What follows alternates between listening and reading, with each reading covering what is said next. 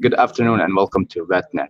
My name is Elvis Avdich and today's session is an IT skill builder platform. Today we're going to be talking to you how to utilize the IT skill builder platform as an IT professional to develop yourself professionally.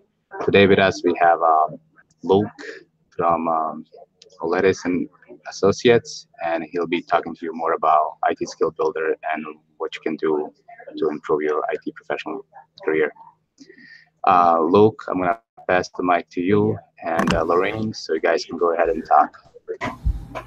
Hi, welcome everybody to our Google Hangout webinar for IT Skill Builder. My name is Lorraine Ludwicki, and with me here today is my colleague Luke Shipman. Hi, good afternoon everybody. My name is Luke Shipman. I'm going to be walking us through a demonstration of the IT Skill Builder platform today. Nice to be with everybody.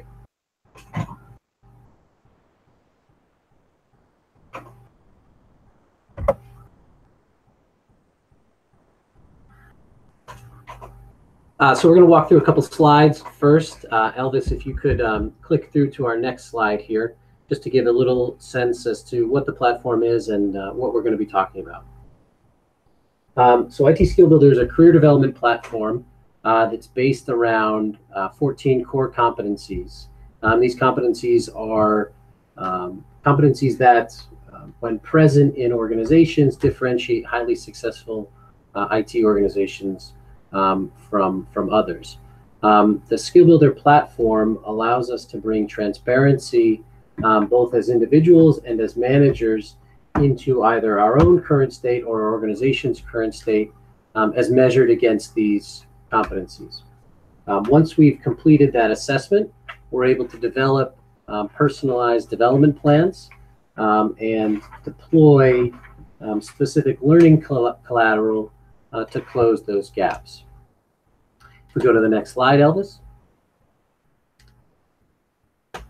As you'll see in the application, once we've completed the assessment and built out our development plans, what we're going to have as a dashboard, both for individuals and for organizations, is the ability to come in and monitor our progress against those development plans so that we can look at our own career growth as well as organizationally, how are we closing those strategic gaps that we want to invest L&D into. From here, Elvis, if you could hand me the screen, I'd love to do a demo of the platform.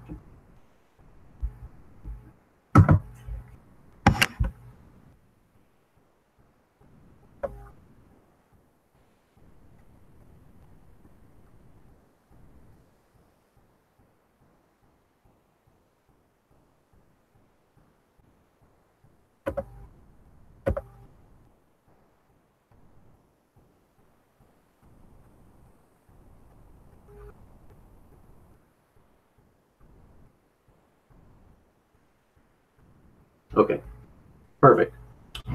So we're going to walk through this from a couple different perspectives. We're going to look at this first as an individual who's just logged in to complete their own assessment. We'll walk through that workflow. We'll look at the two types of assessments that we're going to be doing, the core competencies as well as technical skills. We're going to look at the gap report that's generated from that assessment. Then we're going to look at the learning collateral that we can use to close those gaps that we've highlighted in the assessment. And then finally, once we complete the individual workflow, what we'll look at is, as an organization, how can we look at overall the reports that we can generate in Skill Builder to show organizationally where our strengths and weaknesses are. I think for questions, if you type them into the YouTube channel, I think Elvis can ask them to me, and feel free to interrupt. I want this to be as conversational as possible. So what we'll do to get started is do our initial assessment. We're going to assess across 14 core competencies. These competencies are based on industry standard IT competencies, and then the proficiency levels are mapped to specific jobs. specific roles. In addition, what we're looking at when we look at these competencies is a definition of the actual competency. So for business acumen, we define that so that we can make sure that everybody who's looking at this understands what business acumen means from an IT perspective. And then in addition, behavioral definitions of the proficiencies according to levels. So for instance, if we were to look at novice behavioral manifestations for business acumen, it's essentially you understand understands the business and your role in it, understands why learning more about client needs is beneficial, et cetera, et cetera. If we move up all the way into expert, what we're looking at is somebody who is proactively influencing the direction of the business, who is acting strategically on a day-to-day basis in the best interest of the business. And so what we want to be able to do is assess ourselves against these competencies and proficiencies based on these behavioral definitions. I had gone through this ahead of time to complete some so that we don't have to tick through all 14. So we're just going to look at the last few here. So you can see we have these across project management, business acumen, and we'll look at all 14 of them once we generate our gap reports. Now again, these proficiencies that we're showing here are mapped specifically to this user's role. And so in this case, this user is a project manager. So when we generate our gap report, it's not generically, it's not generic against all possible roles. It's specific to an IT technical project manager. So what we can see once we've completed our core competency assessment is we generate a gap report that shows my self-score, which is how I assessed myself against those 14 core competencies, against the industry standard benchmark for a technical project manager. And so we can see that in the top 4 categories here, collaboration, leadership, problem solving, and technical understanding, I've assessed myself as having somewhat of a gap between my own current ability and industry standard. And so we highlight those as opportunities. You'll note that collaboration is listed first because the gap between novice and proficient represents, not only is that a gap, but that is my biggest gap. So this is a 2-step gap here as opposed to these, which are all 1-step gaps, indicating this would be one of the highest priority areas for me to build out a development plan. We can look at the areas where my competencies and proficiencies are well mapped against industry standard, and then we can look at areas where I'm excelling. In addition, what we can look at is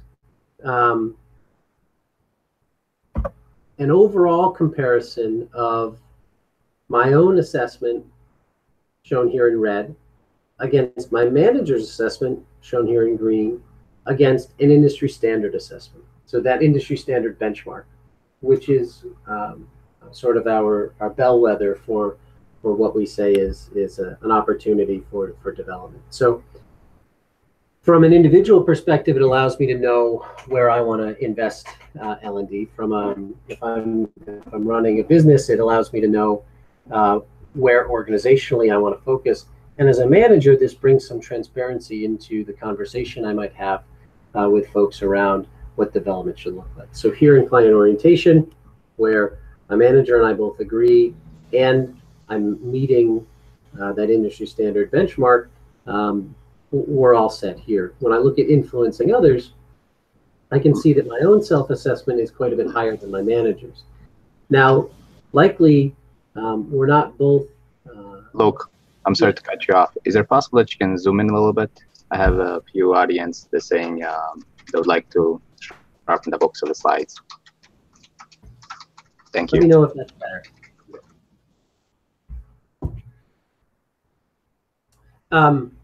So what we're looking at here is this allows us to have a conversation with our manager where we see this difference. And this could be about a different understanding of what the competency is.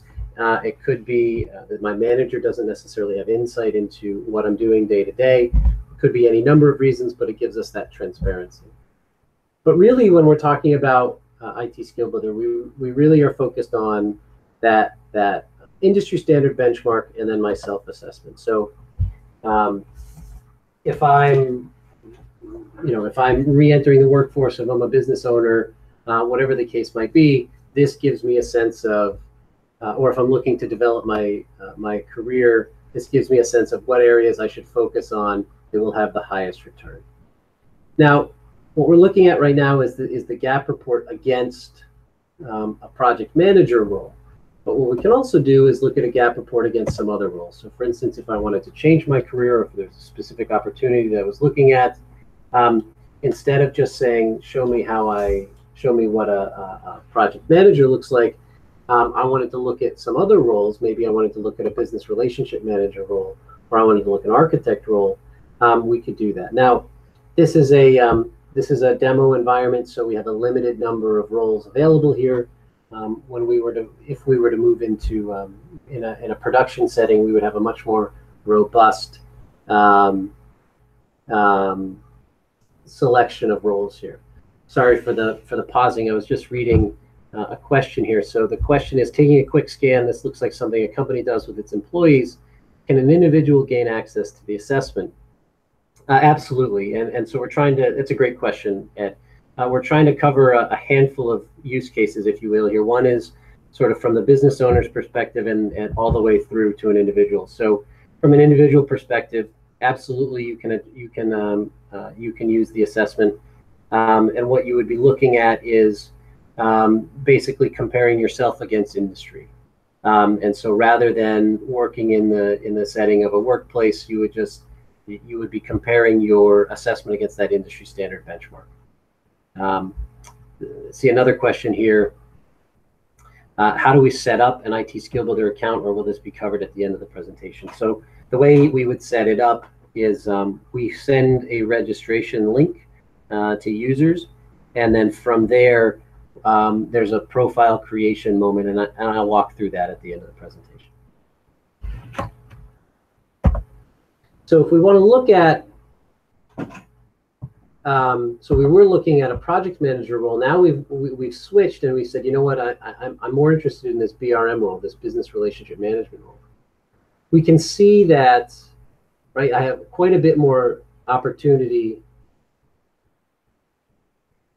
I'm just waiting for the screen to catch up on your side. Quite a bit more opportunity for development here. And we can see that because, obviously, quite a few areas where I'm not up to that industry standard. Gives me a sense of what a feasible career change might be. Gives me a sense of, if I'm looking at re-entering the workforce, where I should focus my effort. Gives me a sense of, if I'm looking at skilling up in a specific area, what areas should I focus on? So from here, what we'll do, we'll go back to a project management role. And what we'll do is we'll build out our development guide. So again, like we said, this collaboration piece is the one that I am, that has the highest priority for me to focus on. So I want to add some development collateral to that. And again, I'm just going to wait for the screen to catch up.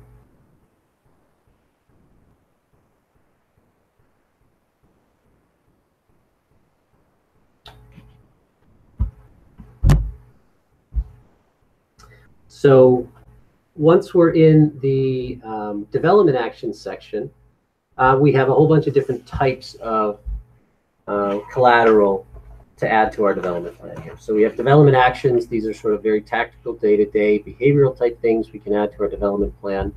We also have a collection of articles that we can add, videos and podcasts that we recommend specific to collaboration, blogs that we can follow or read, websites, again, to pay attention to, and then books and instructor-led courses. Now, to Ed's question about individuals, probably the instructor-led courses piece is a little less applicable to individuals than, say, the organization. But certainly the books and websites, blogs, that sort of thing, I think are applicable. Jose, I see your question. How do we set up an IT Skill Builder account? What we'll do is we'll send out a registration email to users, and then I'll show you how we create the profile once you get that registration email, I'll show you how we create that profile at the end of the demo. So what we'll do now is just add several of these items to my development plan.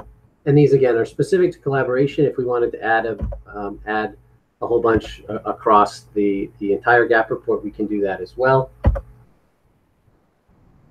And you can see that these are now added into my development plan. Now, some of them I'd added previously, and so I have due dates associated with them. And really, this is just to give us a sense of pace as we move through the items that we're adding. So maybe I want to dedicate a couple hours a week. If that's what my schedule allows, maybe I want to do more than that. Either way, this just gives us a way to sort of pace ourselves against the completion of this collateral. So we'll just say, I want to do a couple trainings a week over the next month, and we'll just schedule those out here. Once we have completed any of these trainings, we're just going to do a quick survey.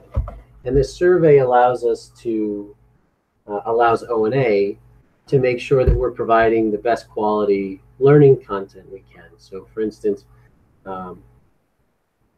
technically focused learning content has to be very dynamic, just given the pace at which IT organizations change, given the pace at which technology changes. And so if you do take these trainings and find some that are that need to be updated, this is the best place to do it. And we pay close attention to these surveys and make sure that we're pruning and adding appropriate material as needed.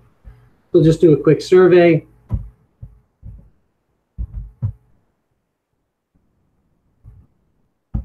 About the learning content.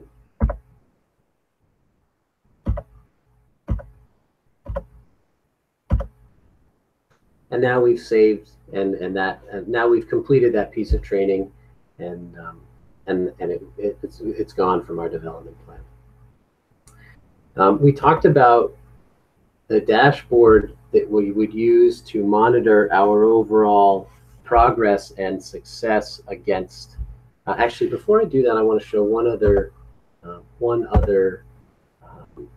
assessment we do. So we talked about a core competencies assessment.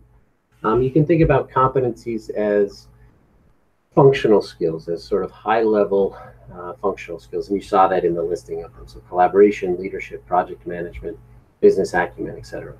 We also capture a technical skills inventory. And the technical skills inventory is what allows us to define our specific sort of the technical, our technical tool belt, if you. And so we group our skills into skill clusters. And so, for instance, if I have a collection of cloud skills, maybe I have some AWS skills, maybe I'm a little bit more advanced in AWS than I am in Azure. We're going to capture that inventory here. In addition, you can see that we have this option to add it to my career journey. And what this does is it allows us to say this is an area that I want to focus on from a development perspective. So rather than saying I have 150 technical skills, we want to just say I might have 150 technical skills, but of those, these are the 10 that I'm really interested in developing. So it could be that the areas that I am most skilled in are the areas that I'm actually not going to focus on development, and I'm going to learn something entirely new. So maybe I don't have any data modeling skills, but it's something that I'm very interested in because the jobs that I'm seeing today are highly focused on data science, data visualization, machine learning, that sort of thing. Once we complete our technical skills inventory, we're going to generate what we call sort of our baseball card. And it's on this baseball card where we're going to capture everything that we've just, everything we've built out. So we'll have our, a collection of what our technical skills are and the areas that we want to focus on, a collection of our certifications, professional certifications, educational certifications, etc. And then a snapshot of our core competencies. And these competencies are our own assessment as measured against either our manager's assessment in the case of an organization, or again, to Ed's question, the industry benchmark in the case of an individual. And then we will track our progression against that development plan. Now we're in a demo user who has done an extraordinary amount of training, so this is why we see 150% completed. In a typical scenario, you'll see your progress against a much smaller amount of training. Let me pause and catch my breath, and are there any questions thus far from what we've walked through?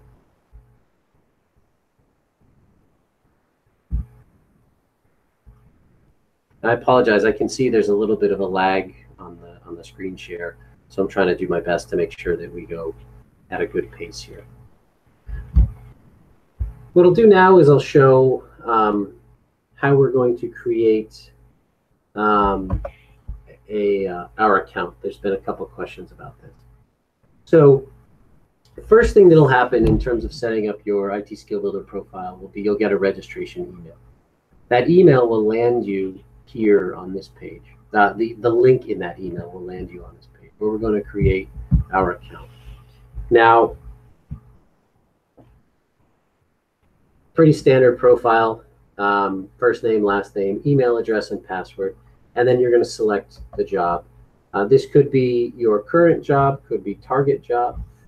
This is really all what we're doing here is saying, to what would you like to be compared? When we do that gap assessment, what would you like, what industry standard benchmarks do we want to use here? So in this case, we had chosen project manager. Again, in production, you would see a richer collection of roles to choose from.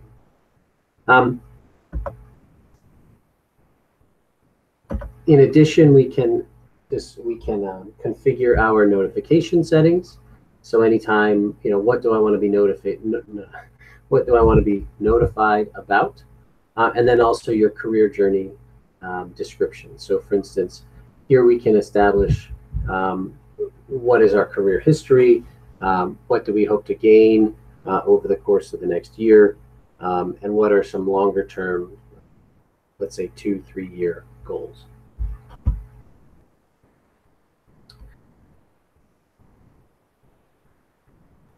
I hope that answers the questions in terms of how we set up our accounts. We keep them fairly simple intentionally. And then once you've established your profile, the next thing you're going to be doing is that assessment, and that's where we get into those gap reports. What I want to show now is a look at, for the business owner or for the organization who might be looking at rolling out Skill Builder, what are the enterprise reports that are generated when there's a collection of, whoops,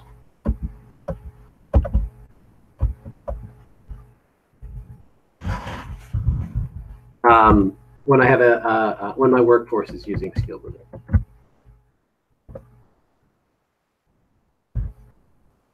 If I can type my password correctly.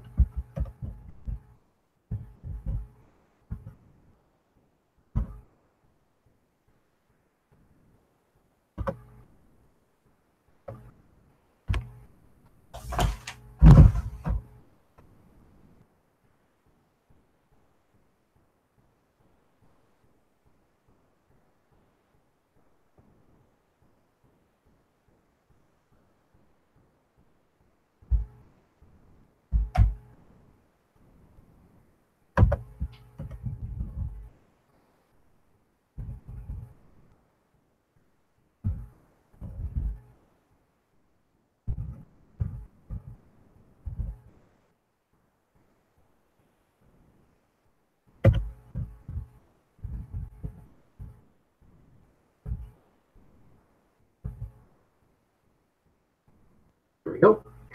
I got a little nervous there. I'm glad that worked. So look at the reports that are generated at an organizational level based on what we just looked at. So the first is a utilization report. How many people are using the tool? At what stage have we progressed? have we progressed? So we can look at how many people have enrolled, how many self-assessments have been done, how many plan items have been completed, how many plan items are added. We can also look at overall the state of my organization from a competencies perspective. So as opposed to looking at that baseball card where we're looking at our own competencies individually, what's the overall state of my organization as an average across everybody who works there? And so we can get a sense of what areas should I be focused on from an L&D perspective. We can also look at what we call our skills inventory report, which gives us a sense of what skills do I have at what proficiency levels broadly across my organization. So here we can look at all of our cloud skills. We can see that we have a nice distribution of cloud skills across the different types of cloud providers out there. So you can see we're fairly rich in AWS experience, fairly rich in Azure experience, and then lastly, we can look at within those skill categories, what individuals specifically have those skills. So if I'm thinking about resource planning or building out teams, I can identify the individuals who have those skills. Again, we're trying to cover a broad selection of use cases here from a business owner all the way through to the individual. Obviously, from an individual perspective, these reports are not going to be as useful as they would for a business owner, but we wanted to show them for anybody who might be on the stream who is running an organization.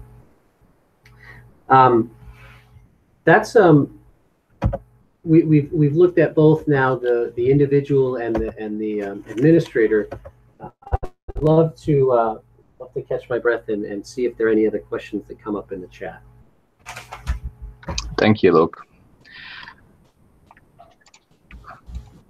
Okay, guys, if you have any questions, please let me know, and I'll be able to let Luke know, and he can answer for you.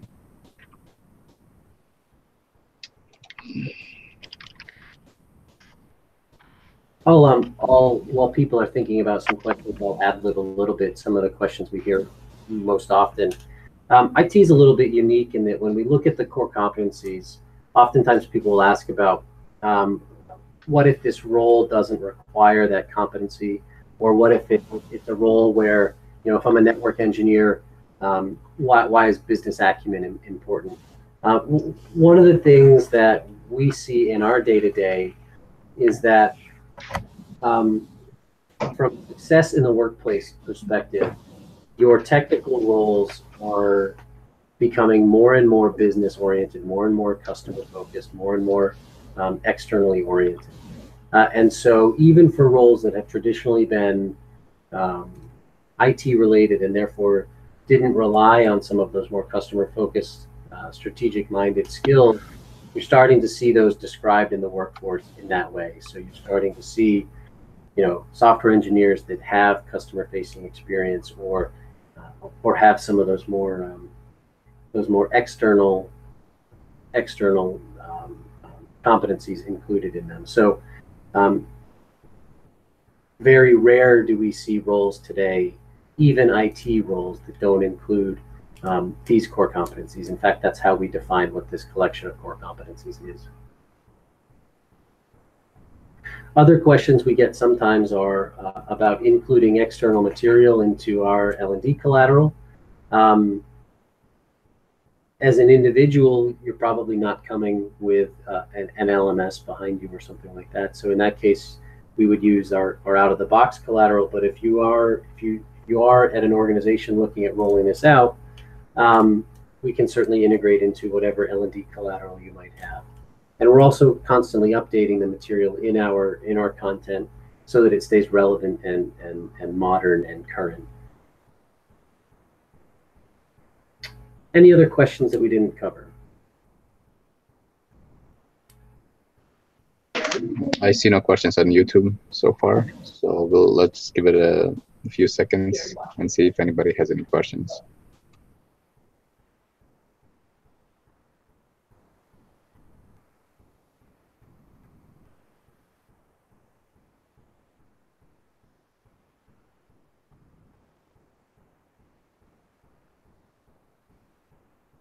Are there folks on the call that are already using Skill Builder within the Syracuse U VetNet environment?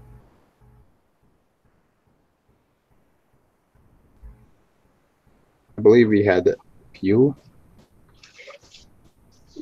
I have a question for you in just a second.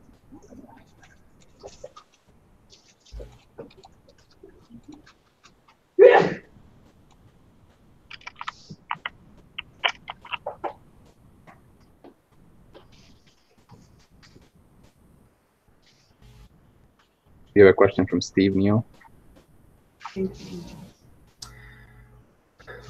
Paste the link. I still go so we can request it. What we'll do is, I'm excited, Steve, to get you that. We'll work with Elvis to get your email, because the link I have here is our demo environment. We'll get you a production link, and it's just a registration link. We'll push that through Elvis, and Elvis can get that to you, and then you'll be up and ready.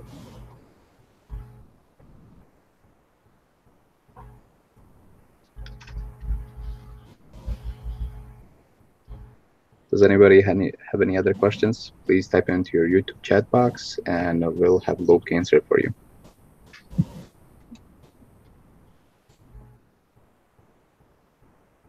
I just want to let everyone watching that if you're IVMF graduate, either through O2O VCTP or entrepreneurship, any of the entrepreneurship course programs at IVMF, BVIS, EBV, EBVF, we will send out the link that you can request IT Skill Builder and you can utilize it for free. So we'll be sending out a recorded link after this session and a guide on how to request the IT Skill Builder. Thank you.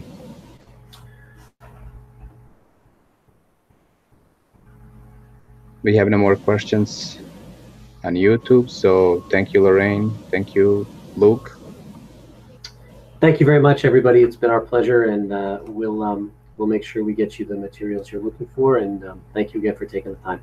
Thank you. Everyone have a great day. See you next time.